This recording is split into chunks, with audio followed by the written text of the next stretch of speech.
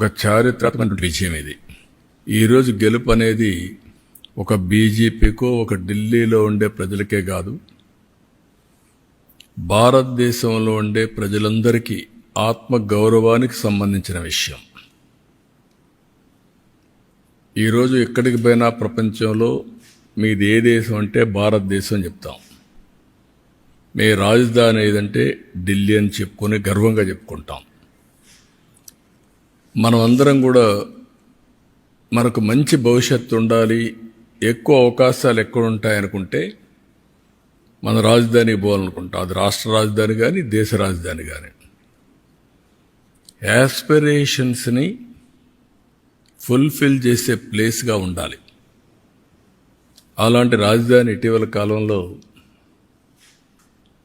ఒక weather pollution, ఒక political pollution, ఈ రెండు పొల్యూషన్స్ కలిపి ఢిల్లీకి పోవడం మానేసి ఢిల్లీ నుంచి వేరే ప్రాంతాలకు వెళ్ళిపోయే పరిస్థితికి వచ్చారు. ఒకప్పుడు బీహార్ నుంచి ఒక ట్రైన్ ఎవ్రీడే లేబర్ అంతా కూడా అక్కడికి పోయి పని చేసుకుని మళ్ళా ఈవినింగ్ ఢిల్లీ నుంచి బీహార్కి వెళ్ళేవాడు. ఇప్పుడు బీహార్ నుంచి ఢిల్లీకి రావడంలా పరిపాలన అంటే ఎట్లుంటుందంటే ఒక్కొక్కసారి పరిస్థితులన్నీ కూడా తారుమారయ్యే పరిస్థితులు వస్తుంది.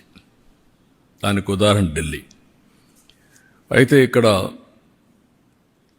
ఏ మోడల్ వర్కౌట్ అవుతుంది భారతదేశంలో అనుకుంటే, ప్రపంచంలో ఎక్కడ కానీ భారతదేశంలో కానీ